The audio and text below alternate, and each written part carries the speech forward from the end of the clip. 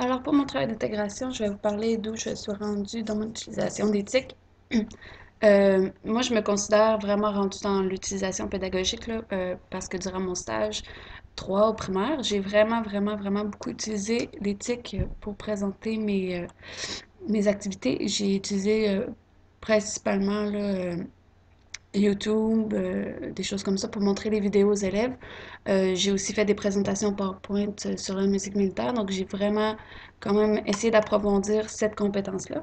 Donc je considérais que je suis rendue dans la phase de l'infusion. Dans le fond, j'utilise beaucoup les tics là, dans mon travail. Je ne suis pas encore rendue à l'étape de l'appropriation parce que je considère que je ne l'utilise pas encore assez. C'est sûr que le cours a beaucoup aidé pour ça, mais je ne suis pas encore rendue là tout à fait. Alors, je vais passer point par point ce qu'on a vu dans le cours. Pour ce qui est de la gestion personnelle, j'ai appris vraiment beaucoup à utiliser les print screens. Comme là, j'étais en train de faire mon travail, ben, j'ai pris un print screen pour. Je trouvais ça un petit peu drôle.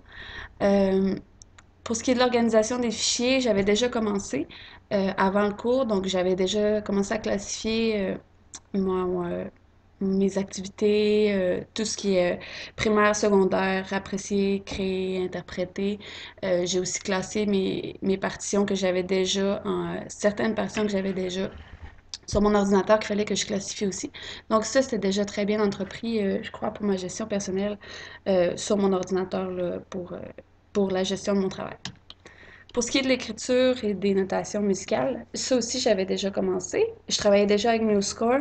La partition qui est juste ici, là, c'est une partition que j'avais écrite parce que je faisais un duo avec un autre collègue à l'école. Donc, on avait seulement une partition sur papier, puis on devait l'adapter pour le trombone et le marimba. J'ai écrit complètement la partition. Donc, quand on est arrivé pour travailler avec des partitions, c'était déjà assez facile pour moi. Puis, c'est sûr, des fois, ça l'aide beaucoup, là. Il y a plein de choses que je savais pas sur MuseScore, là, comme euh, justifier les lignes ou enlever toutes les parties de trombone. Comme là, c'est une vieille partition, donc on voit, j'ai encore tout trombone décrit. Il n'y a rien, il n'y a pas un travail, c'est très épuré, le travail que j'ai fait dessus. Pour ce qui est des sons MIDI, des compositions, ça, c'est la partie que j'ai vraiment trouvé difficile dans le cours. J'ai encore de la misère vraiment à comprendre ça. Euh, J'y arrive petit à petit, mais avec Acid, j'ai quand même trouvé ça difficile là, de travailler. J'ai eu de la misère à trouver comment on crée des sons à partir directement. C'est sûr que c'était beaucoup plus facile avec la bande de son, la banque de sons. Ça m'aidait vraiment beaucoup plus à créer ce que j'ai voulu faire. Finalement, j'ai été capable de faire un travail correct, mais j'aurais vraiment aimé ça, là, approfondir tout ce qui est les types de sons qu'on pouvait écrire sur Acid, ces choses-là. Ça va être à faire, ça va être mon petit travail à faire, mais je trouvais ça intéressant de le voir parce que c'est sûr que on va de plus en plus avoir à faire ça. Fait que c'est sûr que c'est pratique.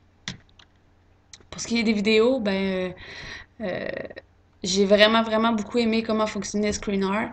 C'est avec ça que je fonctionne en ce moment.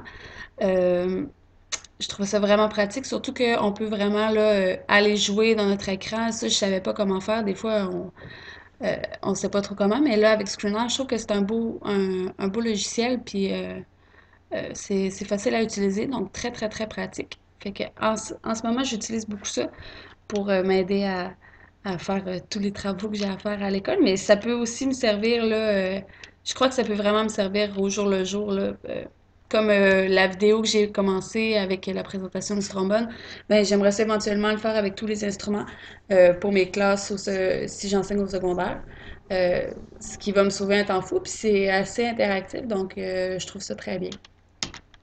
Pour ce qui est du web, euh, j'ai je trouve que l'utilisation de tout ça, pour moi, est pas très appropriée.